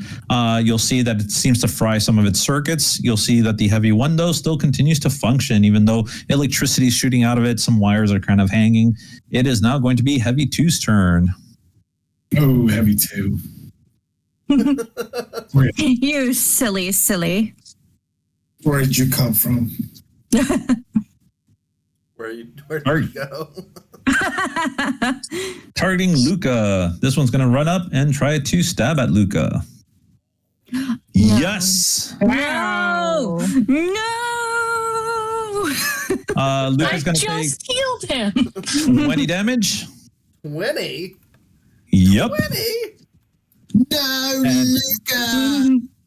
And I am going to say that, you know what? We are going to remove 2 more slices. Oh, No. It's up to Benji. Benji, All right. the one That was that Heavy's 2's turn. It's now going to be Benji's turn. Benji is gonna go all the way over to Heavy 2 to get revenge for what he did to his friend Luca. That's right. I'm too pretty to die. yeah. Exactly. He just hurt his beautiful face. How could you?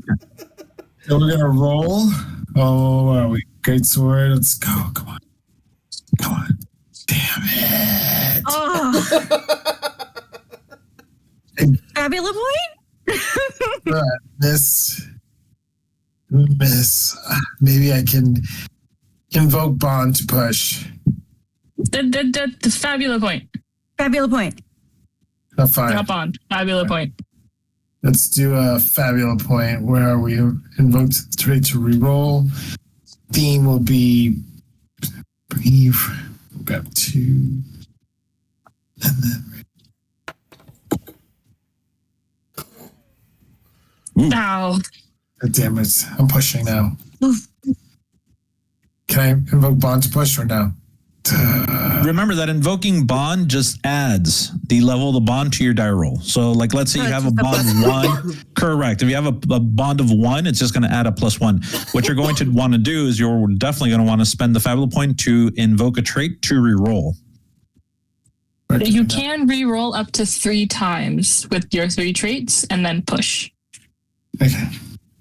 So long as you have the Fabula points to do so. Mm-hmm. Woo! Yeah.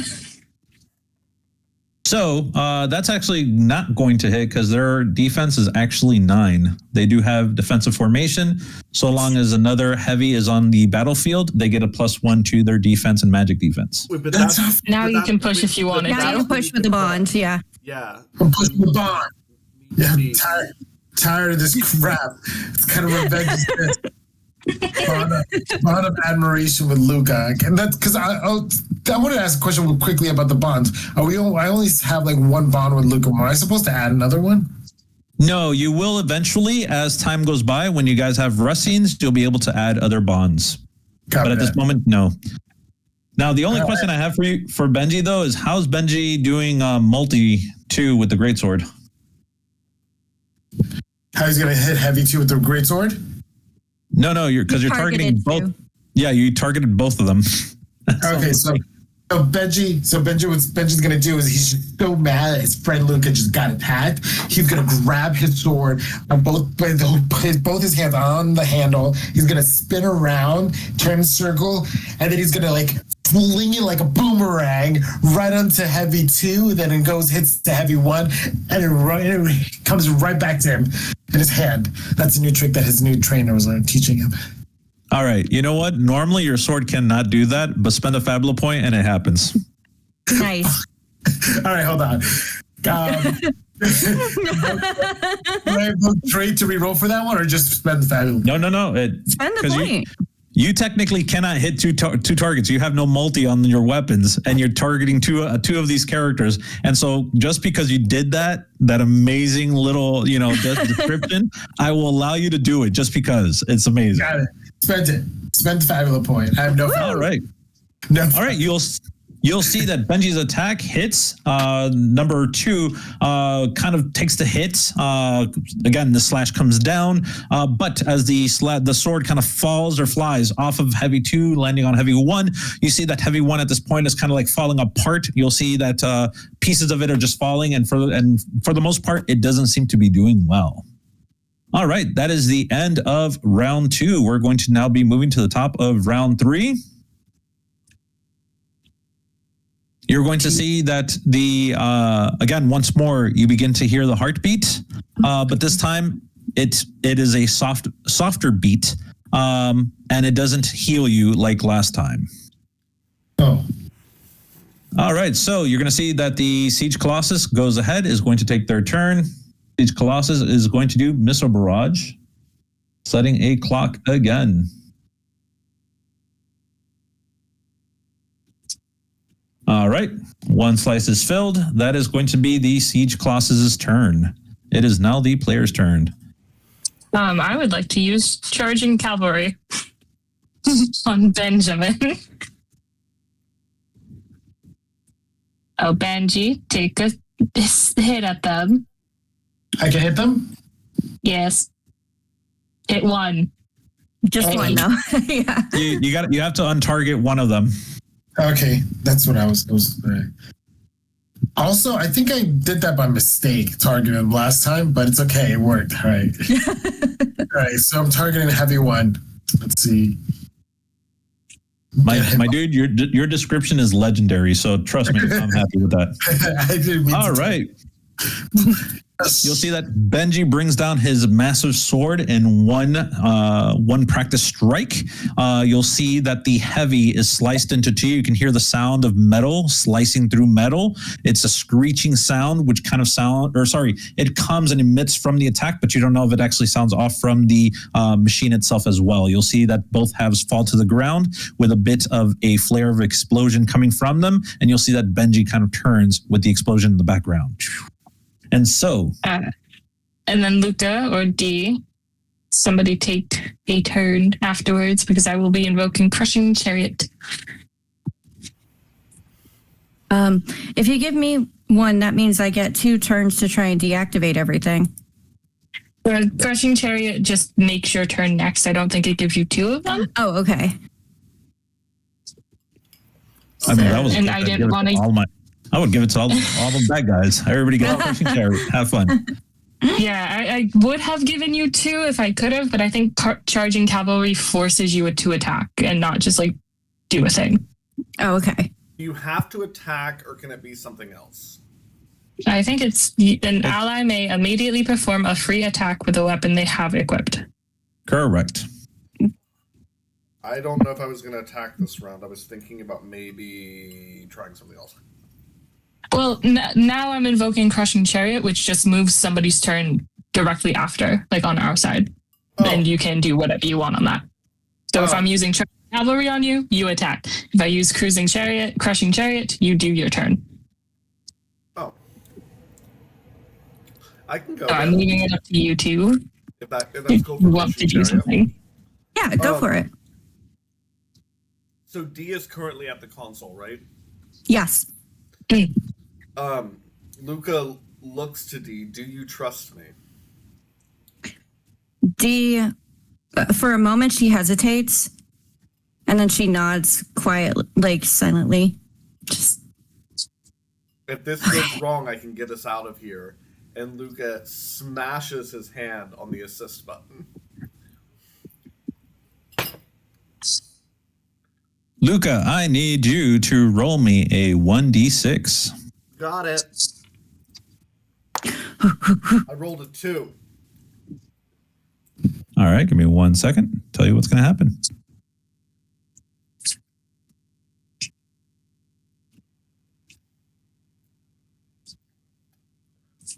Why is leftover pasta so good? All it's right. had longer to sit. It's soaked up sauce. You hear the sound, again, a heartbeat kind of pulsating. And this moment, you're going to see the world seems momentarily to crack. At first, you think it's your vision. You think that maybe you're suffering something, but you begin to realize that it's not you. It's actually the world itself that is beginning to crack around you like a mirror that seems to be just, that is being broken. As these cracks begin to get bigger and bigger, you see an individual appear amongst all of you.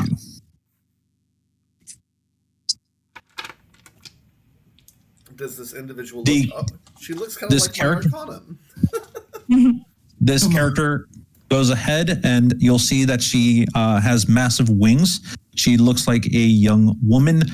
She floats midair, and at this point, she says, "Not yet." And with that, the crystals, the mirror, starts to kind of fix itself, but you begin to realize that you're moving far faster than your opponents. So what's going to happen now is that you're going to be able to take the rest of your turns. For this turn, whoever's left, which is going to be D and Benji, you guys are going to be able to take your turns. Then you take another round of turns. The enemies are going to be moving slower. And on top of that, you are going to be healed for 10 points of HP. Ooh. And so you're going to see that as you're taking your turns, you're moving, the glass is going to start repairing the world, which is shattered like glass, begins to repair, mending itself, putting you back into the current timeline. So that is Lucas' turn. D or Benji, you guys are up. Did we regain 10 HP? 10 HP. Can I have MP instead of HP because my HP is topped up already? No, it's HP. Aww. All right, Can I so get to finish, extra? Because it's gonna Yeah, top can I me get up another- extra? Yeah. Rylan, To I finish love the- your moxie so much. Like, just go for it every time. I'm here for that 100%.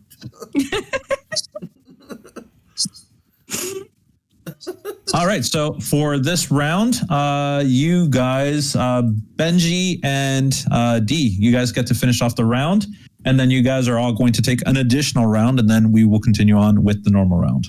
Cool.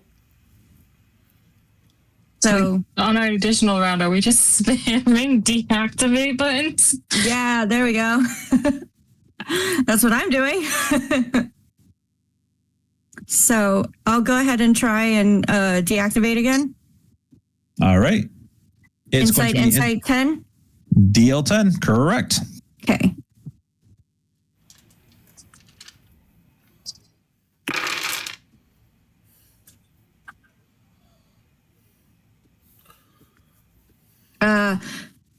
Gonna push with the bond that I have with Amelia, which is, where is that?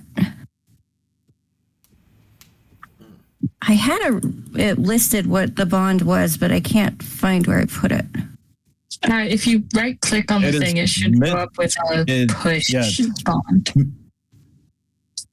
It's going to be mistrust that you have with Amelia. Yeah. So it's, she I put don't me over trust. here. Yeah. They don't like each other. She put me over here. I'm trying to take over for her, and I'm just like, this is not that hard. I don't understand why she was having so much trouble. Was she purposely trying to screw us over? And like that mistrust of like, this shouldn't be this hard.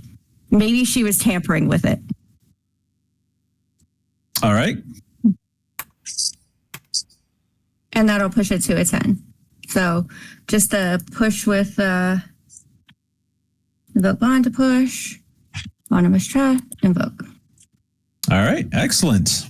Mm-hmm. All right. Benji, you're up. All right, Benji's going to go ahead and attack Heavy 2.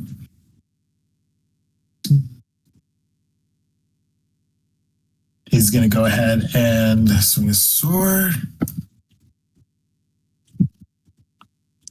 That's definitely going to hit. Nice.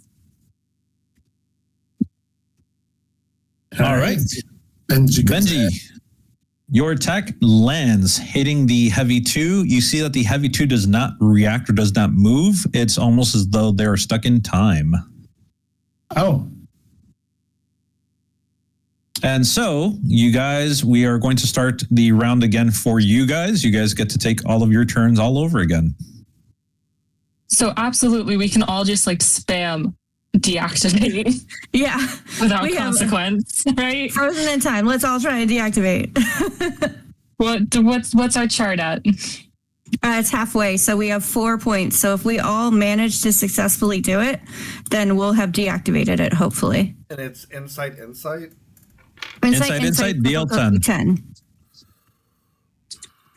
Who goes first? I'll try it. All right. Just see. All right. That was a lot of faith.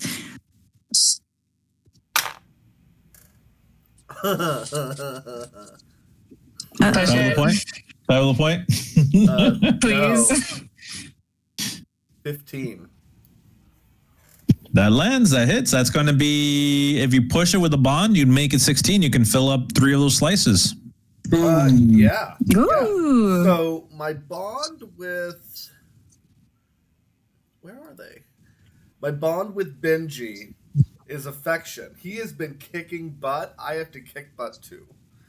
So that makes it a 16. Excellent. You begin to work upon the console. You're kind of navigating, jumping in, trying to help out not only Dee, but Amelia as well, trying to do what you can in order to deactivate these machines as quickly as possible, and you succeed. It is now the next player's turn. Who's going up next? We'll take it. This is where. Started it. Might as well end it. Okay. Ugh. Or not. So, I have Fabula points. Yes. Use those points. I have Fabula points. just take it. Okay. I'm gonna push it. Push it. Push it to the limit. Thing. Bond to push with D. They got so much of it done. It wasn't that hard, no, but like, come on. You don't have to mistrust me on that. It was decently difficult. It was code I didn't know. Let me finish it. Is it my turn? Inputting Benji, the you information. You stand there Inputting- looking hot, Benji. Just, you're good. I look pretty. Awesome. Stand for. And I look pretty. I can do You that. go ahead and you'll see that Amelia punches into the console, selecting the route that she thinks is best in order to deactivate these machines. And she presses the button. At this moment, she lets out a sigh, just kind of turning, hoping that this actually works. As you'll see that the world begins to mend itself. The shattered crystals now binding itself once more, kind of bringing you back into real time. The massive siege colossus goes ahead. You see that it prepares its missiles. Again, the voice kind of saying, and I do apologize, was something along the lines of, you will be destroyed. And you see that the machine is about to fire off, and then all of a sudden it just kind of stops for a moment, and you see it just slump over to the side, kind of demonstrating the fact that it has been deactivated. Oy. Cease, desist, or decease. There you go. Say that again. Can Can I And leave my, cease, desist, or decease? No, you. Can I leave my Arcanum outside of combat? And so at this moment, you all go ahead and deactivate the security systems. Although looking around, you'll notice that there's not enough personnel living that can actually attend to the consoles. You'll see that the consoles are radiating red. The crystal in the center begins to hum very loudly. And within the next moment, as you're trying to do whatever you can in order to stop the crystal from igniting and from setting off this the core in this refiner, you feel the intensity of heat wash over you as the crystal breaks, and in the next instance, your entire world is tousled and you guys are sent into sheer darkness. And I think that is where we are going to pause this session of Fabula Ultima. No. Woo! Cliffhanger! Woo! All right. I just want to see how many Fabula points were spent, and I want to see what you guys are going to be getting here. Oh boy. Oh boy. 20 Fabula points were spent Oh, Nice work, gang. with Yes. 2 Ultima points. Who's here? Benji's here. Sunny's here. I'm going to need if you can jump in back into Foundry, Luca, as well as Amelia. Try to bounce out and bounce back in, just because it's not registering you, and I don't want to click on the. Well, you know what? I'm going to click on the button, and if you look at Benji's character sheet, you should be able to determine Benji or D's. It should tell you where you're at. You're at level 5 with 23 experience points. There's no way. Level 5 with 23. Alrighty. Nice. So if you look at your character sheet, look where it says XP, and there should be a little finger pointing up. You can click on that, and that's going to level you up automatically. Do it again. We get 2. So you're level 7 with 3 XP. I don't Yay. have that. You It didn't give you don't don't worry about it, because you guys weren't in there. So you can type it in. You're at level 7 with 3 XP. Can I ask a question too regarding like the HP, MPs, IPs? Do those go up? No, because that goes in the next session. Never mind. Nope. Yeah. What about initiative? I saw that his Benji's -3. Does that go up anytime? The initiative? Yeah. You don't even have to worry about it. Initiative was originally in the game when the game was first produced or published, but they decided to actually add an alternative rule, which I think most people kind of abide by, which is really great, which is as long as there's no villain on the scene, player characters get to go first, and then it kind of changes between the going back and forth between the players and the opponents, and then if there is a villain, the villain gets to go first. The Siege Colossus was a villain, minor, so they went first. Okay.